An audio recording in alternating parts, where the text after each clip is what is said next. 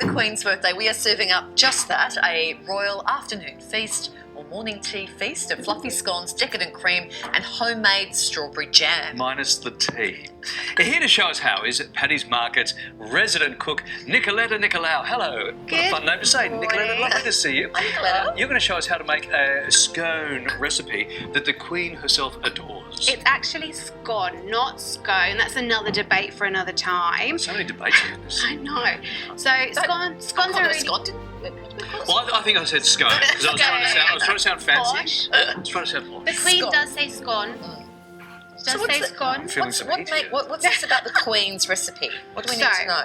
This is a really easy recipe, and if you're going to make scones, make them today. They're actually the Queen's favourite thing to eat for afternoon tea. I've got some self-raising flour here with a little bit of baking powder. And I've been rubbing a bit of butter just until it forms a breadcrumb-like consistency, like so. Okay. Next, I'm going to make a little well, add some sugar, give it a little mix. Now, I've got a beaten egg here. It's not very common to add egg into a scone mixture. However, this is how the Queen's former Queen's bit. This is the Queen's former chef's method. So add in the egg. Then we've got cream and full fat milk.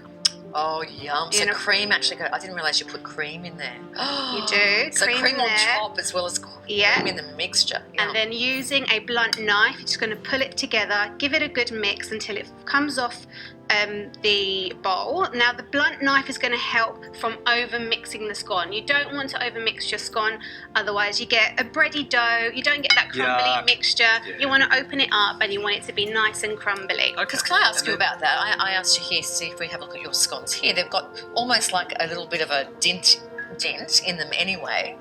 So that's from not over mixing. Correct. That's how you get so it can easily break in half. Yep, you want to just cool? Isn't that cool? It's like here's what I prepared earlier, but it's actually how you prepare it That's earlier. how you do it. Yep, you just crack it open. You don't need to use a knife. Perfect. Nothing like that. Okay. So once you've combined your dough, you should have something that looks a bit like this. It's going to look a little bit crumbly, but that's what you want.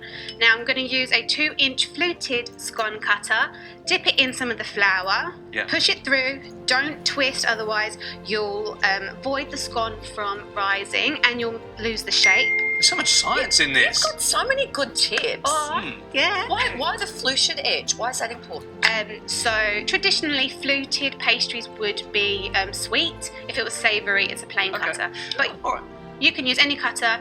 If you've got you can even use a glass just to cut it up. Okay, so once we've done our fancy fluted cuts, how long then is this in the oven for? Or are you going to do something else? One step, another tip from the former chef, the Queen's former chef, is to add to give an egg wash with egg yolk only. It gives it that beautiful golden colour that then goes into a hot preheated oven for about 12 to 13 minutes until it rises like so. Look at the colour of that. Look at that. That's amazing. That's from the egg yolk. And then we're going to make some jam. If you're going to make homemade scones, you want to make a really good jam, and it's really easy to make. We've got beautiful strawberries coming into season. You can get them for a really good price from Paddy's or from your local greengrocer. What you do, I've quartered it up, added lemon and sugar, brought it to the boil, let it reduce, and to test if the jam's already set, you just add a teaspoon onto a frozen plate. So pop in a plate into the freezer before you start the jam. Run your finger through the jam. If it doesn't combine, if it doesn't run through, that's when you know it's ready. That's a great tip.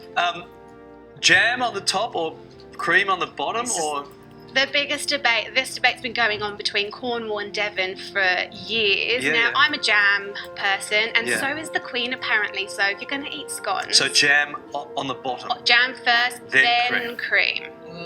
But there are people that do it the other way, cream first. There are, and I think it depends on your palate. If you want that sweet or savoury hint.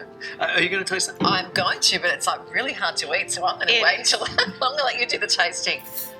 There is nothing better. That's 11. Because I've got a funky palate. That's unreal. Nicola, that's so beautiful. So fresh. So many good tips. Thank you. Pleasure. On the Queen's birthday weekend. I love it.